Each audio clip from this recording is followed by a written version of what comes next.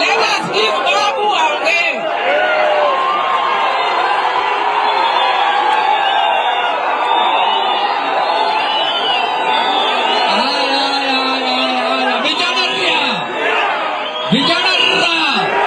Vijana timu, wazee tiala, warembo wamama majenzi tiagas.